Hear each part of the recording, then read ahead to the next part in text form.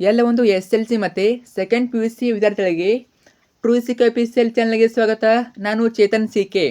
ಇವತ್ತಿನ ಈ ವಿಡಿಯೋದಲ್ಲಿ ನಿಮಗೆ ತುಂಬ ಜನ ಕೇಳ್ತಾ ಇದ್ದಾರೆ, SLC ಮತ್ತು ಸೆಕೆಂಡ್ PUC ಸ್ಟೂಡೆಂಟ್ಸು ತುಂಬ ಜನ ಕೇಳ್ತಾ ಇದ್ದಾರೆ, ನಿಮಗೆ ಪಾಸಿಂಗ್ ಮಾರ್ಕ್ಸ್ ಎಷ್ಟು, ನಮಗೆ ಪಾಸಿಂಗ್ ಮಾರ್ಕ್ಸ್ ಎಷ್ಟು, ನಾವು ಎಷ್ಟು ಬರೆದು ಪಾಸ್ ಮಾಡ್ತಾರೆ ನಮ್ಮನ್ನು ಅಂತ, ನಾವು ಎಷ್ಟು ಬರೆದು ಪಾಸ್ ಮಾಡ್ತಾರೆ, ಜೊತೆಗೆ ನಮಗೆ ಇಂಟರ್ನಲ್ ಮಾರ್ಕ್ಸನ್ನು ಯಾರು ಮಾಡಿಬಿಟ್ಟು ಪಾಸ್ ಮಾಡ್ತಾರೆ ಅಂತ ಕೇಳ್ತಾ ಇದ್ರಿ. ಸೊ ತುಂಬ ಜನ ಕೇಳ್ತಾ ಇರೋದು ಕ್ವಶನ್ ಇದೆ, ಅರ್ಥ ಆಯ್ತಾ? ಸೊ ಇವತ್ತಿನ ಈ ವಿಡಿಯೋದಲ್ಲಿ ನಿಮಗೆ ಯಾರಿಗೆಲ್ಲ ಪಾಸಿಂಗ್ ಮಾರ್ಕ್ಸನ್ನು ಕೊಡ್ತಾರೆ, ಅಂದರೆ ಇಂಟರ್ನಲ್ ಮಾರ್ಕ್ಸನ್ನು ಪಾಸಿಂಗ್ ಮಾರ್ಕ್ಸ್ ಆ್ಯಡ್ ಮಾಡ್ತಾರೆ, ಜೊತೆಗೆ ತುಂಬ ಜನ ಕೇಳೋ ಕ್ವಶನ್ ಯಾವುದು, ಪ್ರೈವೇಟ್ ಕ್ಯಾಂಡಿಡೇಟ್ ಮತ್ತು ರಿಪೀಟರ್ಸ್ಗೆ ನಮಗೆ ಇಂಟರ್ನಲ್ ಮಾರ್ಕ್ಸ್ ಕೊಟ್ಬಿಟ್ಟು ಪಾಸ್ ಮಾಡ್ತಾರಂತ. ಸೊ ಕಂಪ್ಲೀಟಾಗಿ ಮಾಹಿತಿ ಕೊಡ್ತೀನಿ, ವಿಡಿಯೋನ ಕೊನೆವರೆಗೆ ನೋಡಿ. ಪ್ರತಿಯೊಬ್ಬ SLC ಮತ್ತು ಸೆಕೆಂಡ್ PUC ಸ್ಟೂಡೆಂಟ್ಸ್ ನೋಡಲೇಬೇಕು. ಸೊ ಈ ನೋಡಿ ತುಂಬಾ ಇಂಪಾರ್ಟೆಂಟು ನಿಮ್ಮೊಂದು ಪಾಸಿಂಗ್ ಮಾರ್ಕ್ಸ್ ಬಗ್ಗೆ. ಸೊ ಇದೇ ಒಂದು ನಿಮಗೆ ಕಂಪ್ಲೀಟಾಗಿ ಕ್ಲಾರಿಫಿಕೇಶನ್ ಕೊಟ್ಬಿಡ್ತೀನಿ. ಮುಂದೆ ಯಾವುದೇ ಡೌಟ್ ಇರೋದಿಲ್ಲ ನಿಮಗೆ, ಕೊನೆವರೆಗೆ ನೋಡಿದರೆ ಮುಂದೆ ಯಾವುದೇ ಡೌಟ್ ಇರೋದಿಲ್ಲ. ತಪ್ಪದೆ ಕೊನೆವರೆಗೆ ನೋಡ್ತಿರಲ್ವಾ, ಖಂಡಿತ ನೋಡಿ, ತುಂಬಾ ಇಂಪಾರ್ಟೆಂಟ್ ವಿಡಿಯೋ. ಓಕೆ, ಬನ್ನಿ ಇವತ್ತಿನ ಈ ಒಂದು ವಿಡಿಯೋನ ಶುರು ಮಾಡೋಣ. ಅದಕ್ಕೆ ಮುಂಚೆ ಎಲ್ಲ ಫಸ್ಟ್ ಟೈಮ್ ನಮ್ಮ ಚಾನಲ್ ನೋಡ್ತಾ ಇದ್ದಾರಾ ಅಥವಾ ಚಾನಲ್ನ ಇನ್ನೂ ಯಾರು ಸಬ್ಸ್ಕ್ರೈಬ್ ಮಾಡ್ಕೊಂಡಿಲ್ಲ, ತಪ್ಪದೆ ಚಾನಲ್ನ ಸಬ್ಸ್ಕ್ರೈಬ್ ಮಾಡ್ಕೊಳ್ಳಿ. ಯಾಕಂದರೆ ಇದೇ ರೀತಿ ನಿಮಗೆ ಮುಂಬರುವ ಎಲ್ಲ ಎಕ್ಸಾಮ್ಗೆ, ನಿಮ್ಮದು ಅನ್ಯುವಲ್ ಎಕ್ಸಾಮ್ ಆಗಿರ್ಬೋದು, ಸೊ ಎಲ್ಲ ಎಕ್ಸಾಮ್ಗೆ ಪ್ರತಿನಿತ್ಯದ ಪಾಸಿಂಗ್ ಪ್ಯಾಕೇಜು, ಸ್ಕೋರಿಂಗ್ ಪ್ಯಾಕೇಜು, ಜೊತೆಗೆ ಫಿಕ್ಸ್ ಪ್ರಶ್ನೆಗಳು, ಕ್ವಶನ್ ಪೇಪರ್ಗಳು ಎಲ್ಲ ಕೂಡ ಆಗ್ತವೆ.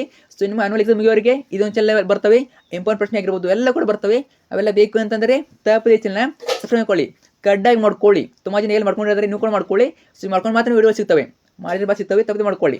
ಮಾಡಿದ್ರ ಜೊತೆಗೆ ವಿಡಿಯೋನ ಲೈಕ್ ಬಿಟ್ಟು ಫ್ರೆಂಡ್ಸ್ ಶೇರ್ ಮಾಡಿ, ಎಲ್ಲ ಫ್ರೆಂಡ್ಸ್ ಶೇರ್ ಮಾಡಿ, ಸ್ವಲ್ಪ ಅವ್ರಿಗೂ ಗೊತ್ತಾಗಲಿ. ಅವ್ರಿಗೆ ಗೊತ್ತಿರೋದಿಲ್ಲ, ಖಂಡಿತ ಶೇರ್ ಮಾಡಿಬಿಟ್ಟು ಅವ್ರು ಕೂಡ ಹೇಳ್ತಾರಲ್ವಾ. ಓಕೆ, ಬನ್ನಿ ಇವತ್ತಿನ ಈ ಒಂದು ವಿಡಿಯೋನ ಶುರು ಮಾಡೋಣ. ಮೊದಲಾಗಿ ಏನು ಕೊಟ್ಟಿದ್ದಾರೆ ನೋಡ್ತಾ ಹೋಗೋಣ, ಕಂಪ್ಲೀಟಾಗಿ ನಿಮಗೆ ಕ್ಲಾರಿಫಿಕೇಶನ್ ಕೊಡ್ತೀನಿ. ಮೊದಲು ಈ ಒಂದು ಪತ್ರಿಕೆ ನೋಡೋಣ, ಪತ್ರಿಕೆಯಲ್ಲಿ ಕೊಟ್ಟಿದ್ದಾರೆ ಅಂತ. ದ್ವಿತೀಯ PU ಪಾಸ್ಗೆ ಲಿಖಿತ ಪರೀಕ್ಷೆಯಲ್ಲಿ ಕನಿಷ್ಠ ಅಂಕ ಕಡ್ಡಾಯ. ಸೊ ಸೆಕೆಂಡ್ PUC SLC ಇಬ್ಬರು ಕೂಡ ಹೇಳ್ತೀನಿ, ಕೊನೆಯವರ ತಪ್ಪದೆ ನೋಡಿ. SLC PUC ಪಾಸ್ ಅಂಕ ಬಗ್ಗೆ ಕೆಲ ವಿವರಣೆಗಳೊಂದಿಗೆ ಸರ್ಕಾರದ ಸುತ್ತೋಲೆ. ಈಗ ಸುತ್ತೋಲೆ ಬಿಟ್ಟಿದ್ದಾರೆ. ಮೊದಲಾಗಿ SLC ಮತ್ತು ದ್ವಿತೀಯ PUC ಪರೀಕ್ಷೆಯಲ್ಲಿ ಉತ್ತೀರ್ಣಕ್ಕೆ ಬೇಕಾದ ಅಂಕಗಳ ಪ್ರಮಾಣ ಕಡಿಮೆ ಮಾಡಿ ಸರ್ಕಾರ ಇತ್ತೀಚೆಗೆ ಹೊರಡಿಸಿದ್ದ ಅಧಿಸೂಚನೆ ಬೆನ್ನಲ್ಲೇ ಕೆಲ ವಿವರಣೆಗಳೊಂದಿಗೆ ಕರ್ನಾಟಕ ಶಾಲಾ ಪರೀಕ್ಷೆ ಮತ್ತು ಮೌಲ್ಯನಿರ್ಣಯ ಮಂಡಳಿ ಸುತ್ತೋಲೆ ಹೊರಡಿಸಿದೆ. ಒಂದು ಸುತ್ತೋಲೆಯನ್ನು ಬಿಟ್ಟಿದ್ದಾರೆ. ಆ ಸುತ್ತೋಲೆಯಲ್ಲಿ ಏನಿದೆ ಅಂತಂದರೆ ನೋಡ್ತಾ ಹೋಗೋಣ. SLC ಪರೀಕ್ಷೆಯಲ್ಲಿ ಉತ್ತೀರ್ಣಕ್ಕೆ ಬೇಕಿದ್ದ ಅಂಕಗಳ ಪ್ರಮಾಣ 33% ಇಳಿಸಲಾಗಿದೆ. 33% ನಿಮ್ಮ ಒಂದು ಪಾಸಿಂಗ್ ಮಾರ್ಕ್ಸ್ನ ಇಳಿಕೆ ಮಾಡಿದ್ದಾರೆ. ಮೊದಲೆಲ್ಲ 35 ಇತ್ತು, ಇವಾಗ 35ಕ್ಕೆ ಇಳಿಕೆ ಮಾಡಿದ್ದಾರೆ. ಅದರಲ್ಲಿ ಮತ್ತೊಂದು ಗುಡ್ ನ್ಯೂಸ್ ಇದೆ, ಏನಂತ ಅಂದರೆ ಇದು ಶಾಲಾ ವಿದ್ಯಾರ್ಥಿಗಳು, ಪುನರಾವರ್ತಿತ ಹಾಗೂ ಖಾಸಗಿ ಅಭ್ಯರ್ಥಿಗಳು ಅನ್ವಯಿಸಲಿದೆ. ನೋಡಿ, ತುಂಬ ಜನ ಕೇಳ್ತಾ ಇದ್ದೀರಿ, ನಾವು ಪ್ರೈವೇಟು ರಿಪೀಟರ್ಸು ನಮಗೆ ಇಂಟರ್ನಲ್ ಮಾರ್ಕ್ಸ್ ಬಿಟ್ಟು ಪಾಸ್ ಮಾಡ್ತಾರಂತ. ಹೌದು, ನಿಮಗೂ ಕೂಡ ಇಂಟರ್ನಲ್ ಮಾರ್ಕ್ಸನ್ನು ಆ್ಯಡ್ ಮಾಡ್ತಾರೆ. ನಿಮ್ಮೊಂದು ಪಾಸಿಂಗ್ ಮಾರ್ಕ್ಸ್ಗೆ ನಿಮ್ಮೊಂದು ಇಂಟರ್ನಲ್ ಮಾರ್ಕ್ಸನ್ನು ಆ್ಯಡ್ ಮಾಡ್ತಾರೆ. ಯಾರಿಗೆ? ಪ್ರೈವೇಟ್ ಕ್ಯಾಂಡಿಡೇಟ್ಸು, ಅಂದರೆ ಖಾಸಗಿ ಅಭ್ಯರ್ಥಿಗಳಾಗಿರ್ಬೋದು, ಪುನರಾವರ್ತಿತ ಅಭ್ಯರ್ಥಿಗಳು. ನೀವು ಹೋದ ವರ್ಷ ಫೇಲ್ ಆಗಿಬಿಟ್ಟು ಈ ವರ್ಷ ಬರ್ತಿದ್ದು ಕೂಡ ನಿಮಗೆ ಇಂಟರ್ನಲ್ ಮಾರ್ಕ್ಸ್ ಕೊಡ್ತಾರೆ. ಇಂಟರ್ನಲ್ ಮಾರ್ಕ್ಸನ್ನು ಪಾಸಿಂಗ್ ಮಾರ್ಕ್ಸನ್ನು ಕನ್ಸಿಡರ್ ಮಾಡ್ತಾರೆ. ಟೋಟಲಾಗಿ ಎಲ್ಲರಿಗೂ ಕೂಡ ನೋಡಿ, ಟೋಟಲಾಗಿ 2026 ನೀವು ಎಕ್ಸಾಮ್ ಬರ್ತಾ ಇದ್ದಾರೆ, ಎಲ್ಲರಿಗೂ ಕೂಡ ಇದೇ ಒಂದು ನೇಮನ ಆಗ್ತದೆ. ಸೊ ನಿಮಗೆ ಇಂಟರ್ನಲ್ ಮಾರ್ಕ್ಸ್ ಕೊಡ್ತಾರೆ, ಪಾಸಿಂಗ್ ಮಾರ್ಕ್ಸ್ ಆ್ಯಡ್ ಮಾಡ್ತಾರೆ. ಇದು ಕೇವಲ SLCಗೆ ಮಾತ್ರ, PUCಗೆ ಬೇರೆ ಇದೆ, ಮುಂದೆ ಹೇಳ್ತೀನಿ. SLCವರೆಗೂ ನೀವು ಪ್ರೈವೇಟ್ ಆಗಿರಲಿ, ರಿಪೀಟರ್ ಆಗಿರಲಿ, ಖಾಸಗಿ ಅಭ್ಯರ್ಥಿ ಇರಲಿ ಅಥವಾ ಪುನರಾವರ್ತಿತ ಅಭ್ಯರ್ಥಿ ಆಗಿರಲಿ, ಹೋದ ವರ್ಷ ಫೇಲ್ ಆಗಿಬಿಟ್ಟು ಈ ವರ್ಷ ಬೇರೆಯವರು ಆಗಿರ್ಬೋದು, ಯಾರೇ ಆಗಿರಲಿ ನಿಮಗೆ ಪಾಸಿಂಗ್ ಮಾರ್ಕ್ಸನ್ನು ಇಂಟರ್ನಲ್ ಮಾರ್ಕ್ಸ್ಗೆ ಆ್ಯಡ್ ಮಾಡ್ತಾರೆ. ಅರ್ಥ ಆಯ್ತಾ? ನೋಡ್ತಾ ಹೋಗಿ. ನೆಕ್ಸ್ಟು ಏನು ಕೊಟ್ಟಿದ್ದಾರೆ ನೋಡಿ, ಆಂತರಿಕ ನೋಡಿ, ಎಲ್ಲ ವಿಷಯಗಳ ಬಾಹ್ಯ ಪರೀಕ್ಷೆ ಮತ್ತು ಆಂತರಿಕ ಪರೀಕ್ಷೆ ಎರಡೂ ಸೇರಿ ಒಟ್ಟಾರೆ 33%, ಅಂದರೆ 625 ಅಂಕಗಳಿಗೆ ಕನಿಷ್ಠ 206 ಅಂಕಗಳನ್ನು ಗಳಿಸಿದರೆ ಪಾಸ್ ಆಗಬಹುದು ಎಂದು ಸ್ಪಷ್ಟಪಡಿಸಿದೆ. ನೋಡಿ, 625 ಅಂಕಗಳು, ನೀವು 206 ಅಂಕಗಳು, 625 ಅಂಕಗಳಿಗೆ 206 ಅಂಕಗಳು ಪಡ್ಕೊಂಡ್ರೆ ಪಾಸ್ ಆಗ್ತೀರಾ. ಅರ್ಥ ಆಯ್ತಾ? ಟೋಟಲಾಗಿ 625 ಅಂಕಗಳಿಗೆ ಎಕ್ಸಾಮ್ ಇರ್ತದೆ. ಎಲ್ಲ ವಿಷಯಗಳು ಸೇರಿಬಿಟ್ಟು 625 ಅಂಕ ಇರ್ತವೆ. 625ಕ್ಕೆ ನೀವು ಕನಿಷ್ಠ 206 ಅಂಕ ಪಡೆದರೆ ಪಾಸ್ ಅಂತ ಕನ್ಸಿಡರ್ ಮಾಡ್ತಾರೆ. ಅರ್ಥ ಆಯ್ತಾ? ಸೊ ಇಷ್ಟು ನೋಡಿ, ತುಂಬ ಜನ ಇದೇ ಡೌಟಲ್ಲಿ ಇದ್ದೀರಾ, ನಾವು ಪ್ರೈವೇಟು ರಿಪೀಟರ್ಸು ಬರ್ತಾ ಇಲ್ಲ, ನಮಗೆ ಇಂಟರ್ನಲ್ ಮಾರ್ಕ್ಸ್ ಕೊಡ್ತಾರಾ ಅಂತ ಡೌಟಲ್ಲಿ ಇದ್ದೀರಾ. ಖಂಡಿತ ನಿಮಗೆ ಇಂಟರ್ನಲ್ ಮಾರ್ಕ್ಸನ್ನು ಪಾಸಿಂಗ್ ಮಾರ್ಕ್ಸನ್ನು ಕನ್ಸಿಡರ್ ಮಾಡ್ತಾರೆ. ಟೋಟಲಿ ಎಲ್ಲರೂ ಕೂಡ ಸೇಮ್ ನೋಡಿ, ಎಲ್ಲರೂ ಕೂಡ ಸೇಮು. ಸೊ ಅವ್ರಿಗೆ ಈ ರೀತಿ ಅಂತ ಇಲ್ಲ, ಎಲ್ಲರೂ ಕೂಡ ಸೇಮ್ ಪ್ಯಾಟರ್ನು, ಸೇಮ್ ಒಂದು ನಿಯಮ ಅನ್ವಯಿಸ್ತದೆ. ನೆಕ್ಸ್ಟ್ ಹೋಗೋಣ. ದ್ವಿತೀಯ PUC ಅವರಿಗೆ ಲಿಖಿತ ಪರೀಕ್ಷೆಯಲ್ಲಿ ಕನಿಷ್ಠ ಅಂಕ ಕಡ್ಡಾಯ. ಸ್ವಲ್ಪ ದ್ವಿತೀಯ PUC ಬೇರೆಯೇ ಇದೆ, ನೋಡ್ತಾ ಹೋಗೋಣ. ದ್ವಿತೀಯ PUC ಪ್ರಾಯೋಗಿಕ ಪರೀಕ್ಷೆ ಇರುವ ವಿಷಯಗಳಿಗೆ ಲಿಖಿತ ಪರೀಕ್ಷೆಯಲ್ಲಿ ಕನಿಷ್ಠ 21 ಮತ್ತು ಪ್ರಾಯೋಗಿಕ ಪರೀಕ್ಷೆ ಇಲ್ಲದ ವಿಷಯಗಳಿಗೆ ಲಿಖಿತ ಪರೀಕ್ಷೆಯಲ್ಲಿ ಕನಿಷ್ಠ 24 ಅಂಕಗಳನ್ನು ಪಡೆಯುವುದು ಕಡ್ಡಾಯ ಎಂದು ಮಂಡಳಿ ಸ್ಪಷ್ಟಪಡಿಸಿದೆ. ನೋಡಿ, ದ್ವಿತೀಯ PUC ಪಾಸ್ ಆಗಬೇಕಂದ್ರೆ ನೀವು ಕಡ್ಡಾಯವಾಗಿ 24 ಅಂಕ ಪಡಲೇಬೇಕು. ಅರ್ಥ ಆಯ್ತು? 24 ಅಂಕ ಪಡಲೇಬೇಕು, ಅವಾಗ ಮಾತ್ರ ಪಾಸ್ ಆಗ್ತೀರಾ. ನಿಮಗೆ ಯಾವುದೇ ರೀತಿ ಇಂಟರ್ನಲ್ ಮಾರ್ಕ್ಸನ್ನು ಆ್ಯಡ್ ಮಾಡೋದಿಲ್ಲ. ನೀವು ಕಡ್ಡಾಯವಾಗಿ 24 ಅಂಕ ಮತ್ತು 21 ಅಂಕ ಬರಲೇಬೇಕು. ಯಾವೆಲ್ಲ ಅಂದರೆ ಪ್ರಾಯೋಗಿಕ ಪರೀಕ್ಷೆ ಇಲ್ಲದ ವಿಷಯಗಳಿಗೆ 24, ಆ ಪ್ರಾಯೋಗಿಕ ಪರೀಕ್ಷೆ ಇದ್ದ ವಿಷಯಗಳು 21. ನಿಮಗೆಲ್ಲ ಪ್ರಾಕ್ಟಿಕಲ್ ಇದೆ ಅಲ್ವಾ, ಅವಾಗೆಲ್ಲ 21. ಇನ್ನು ಉಳಿದ ವಿಷಯಗಳಿಗೆ 24 ಪಾಸಿಂಗ್ ಮಾರ್ಕ್ಸ್ ಇರ್ತದೆ. ತಲೆ ಇಟ್ಕೊಳ್ಳಿ, PUC ಅವರು 24 ಬರಲೇಬೇಕು. SLC ಅವ್ರದ್ದು ಹಾಗಿಲ್ಲ. SLC ಅವರು ನೀವು ಫಾರ್ ಎಕ್ಸಾಂಪಲ್ ನೋಡಿ, ನಿಮ್ಮ ಶಾಲೆಯಲ್ಲಿ ಯಾವುದೋ ಒಂದು ವಿಷಯಕ್ಕೆ 20 ಅಂಕ ಕೊಟ್ಟರೆ ಅಂತ ಇಟ್ಕೊಳ್ಳಿ. ನಿಮ್ಮ ಶಾಲೆಯಲ್ಲಿ SLC ಅವ್ರಿಗೆ ಹೇಳ್ತಾ ಇದ್ದೀನಿ, SLC ಅವರಿಗೆ ನಿಮ್ಮ ಶಾಲೆಯಲ್ಲಿ 20 ಅಂಕ ಕೊಟ್ಟರು ಅಂತ ಇಟ್ಕೊಳ್ಳಿ. ಆ 20ಕ್ಕೆ ನೀವು ಇನ್ನೆಷ್ಟು ಬರಬೇಕು? ಇನ್ನು ಕೇವಲ 13 ಬರೆದು ಪಾಸ್ ಆಗ್ತೀರಾ. 20ಕ್ಕೆ ಇನ್ನು 13 ಬರೆದು ಪಾಸ್ ಆಗ್ತೀರಾ. ಇದು SLC ಅವರಿಗೆ ನಿಮ್ಮ ಪಾಸಿಂಗ್ ಮಾರ್ಕ್ಸನ್ನು ಇಂಟರ್ನಲ್ ಮಾರ್ಕ್ಸ್ ಆ್ಯಡ್ ಮಾಡ್ತಾ ಇದ್ದಾರೆ. ಟೋಟಲ್ 2 ಕೊಡಿಸ್ಬಿಟ್ಟು ನಿಮಗೆ ಪಾಸ್ ಅಂತ ಕನ್ಸಿಡರ್ ಮಾಡ್ತಾರೆ. ಆದರೆ PUC ಅವ್ರಿಗೆ ಹಾಗಿಲ್ಲ. PUC ಅವ್ರು ಕಡ್ಡಾಯ ನೀವು ಏನೇ ಮಾಡಿದ್ರು 24 ಅಂಕ ಬರಲೇಬೇಕು, ಅವಾಗ ಮಾತ್ರ ಪಾಸ್ ಆಗ್ತೀರಾ. ಅರ್ಥ ಆಯ್ತಾ? ಕಡ್ಡಾಯ ಎಂದು ಮಂಡಳಿ ಸ್ಪಷ್ಟಪಡಿಸಿದೆ. ಅಂದರೆ ನೋಡಿ, ಇನ್ನೊಂದು ಪಾಯಿಂಟ್ ಬಿಟ್ಟಿದೆ ನೋಡು.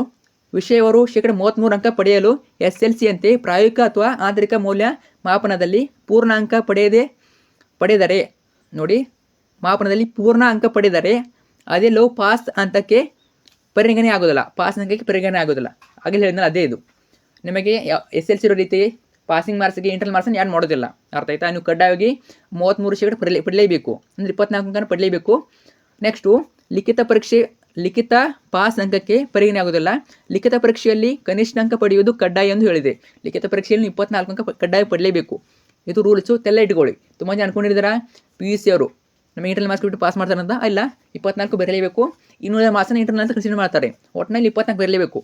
ನೆಕ್ಸ್ಟು ಪ್ರಾಯೋಗಿಕ ಪರೀಕ್ಷೆ ಇಲ್ಲದ ವಿಷಯಗಳು, ಇದು ಎಲ್ಲರೂ ಕೂಡ ನೋಡಿ, ಇದು ನಿಮಗೆ ಪ್ರೈವೇಟ್ ಆಗಿರ್ಬೋದು, ರಿಪೀಟರ್ಸ್ ಆಗಿರ್ಬೋದು, ಎಲ್ಲರೂ ಕೂಡ ಸೇಮು ಪ್ಯಾಟರ್ನು, ಸೇಮು ನಿಯಮ ಅನ್ವಯಿಸ್ತದೆ. ಪ್ರಾಯೋಗಿಕ ಪರೀಕ್ಷೆ ಇಲ್ಲದ ವಿಷಯಗಳಿಗೆ ಪ್ರಶ್ನೆ ಪತ್ರಿಕೆಗಳನ್ನು ಗರಿಷ್ಠ 80 ಅಂಕಗಳಿಗೆ ಸಿದ್ಧಪಡಿಸಲಾಗುವುದು.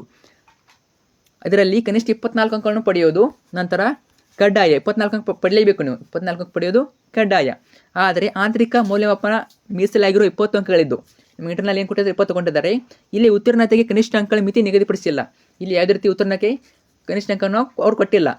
ಇಲ್ಲಿ ಏನು ಕೊಟ್ಟಿದ್ದಾರೆ ನೋಡಿ, ಭೌತಶಾಸ್ತ್ರ, ರಸಾಯನಶಾಸ್ತ್ರ, ಜೀವಶಾಸ್ತ್ರ, ಗಣಕ ವಿಜ್ಞಾನ, ವಿದ್ಯುನ್ಮಾನಶಾಸ್ತ್ರ ಮತ್ತು ಗೃಹ ವಿಜ್ಞಾನಗಳಿಗೆ 70 ಅಂಕಗಳ ಲಿಖಿತ ಪರೀಕ್ಷೆ ಇರ್ತದೆ. 70 ಅಂಕಗಳ ಲಿಖಿತ ಪರೀಕ್ಷೆ ಇರ್ತದೆ.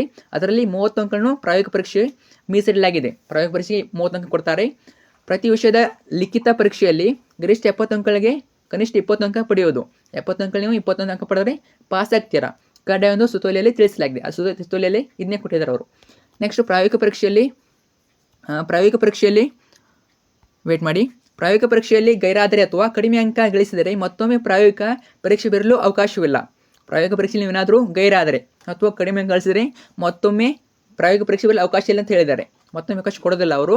ಆದರೆ ಪ್ರಸಕ್ತ ಶೈಕ್ಷಣಿಕ ಸಾಲಿನ ಲಿಖಿತ ಪರೀಕ್ಷೆಯ ಎಲ್ಲ ವಿಷಯಗಳಿಗೆ ಹಾಗೂ ಎಲ್ಲ ಪ್ರಾಯೋಗಿಕ ವಿಷಯಗಳ ಪರೀಕ್ಷೆಗಳಿಗೆ ಗೈರಾಗುವ ವಿದ್ಯಾರ್ಥಿಗಳಿಗೆ ಮಾತ್ರ ಮುಂದಿನ ಶೈಕ್ಷಣಿಕ ವರ್ಷದ ಪರೀಕ್ಷೆ 1ಕ್ಕೆ ಮಾತ್ರ ಪ್ರಾಯೋಗಿಕ ಪರೀಕ್ಷೆ ಹಾಜರಾಗಲು ಅವಕಾಶ ಇರುತ್ತದೆ.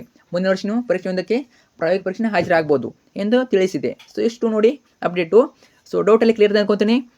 SLC ಪಾಸಿಂಗ್ ಮಾರ್ಕ್ಸ್ ಎಷ್ಟು, ಇಂಟರ್ನಲ್ ಮಾರ್ಕ್ಸನ್ನು ಆ್ಯಡ್ ಮಾಡ್ತಾ ಇದ್ದಾರೆ. ಫಾರ್ ಎಕ್ಸಾಂಪಲ್ ನಿಮ್ಮ ಶಾಲೆಯಲ್ಲಿ SLC ಹೇಳ್ತಾ ಇದ್ದೀನಿ.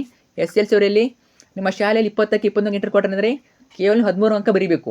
13 ಅಂಕ ಬರೆದ್ರೆ ಟೋಟಲ್ 20 + 13 33 ಅಂಕ ಪಾಸ್ ಅಂತ ಕನ್ಸಿಡರ್ ಮಾಡ್ತಾರೆ. ಆದರೆ PUC ಅವರಿಗೆ ಹಾಗಿಲ್ಲ.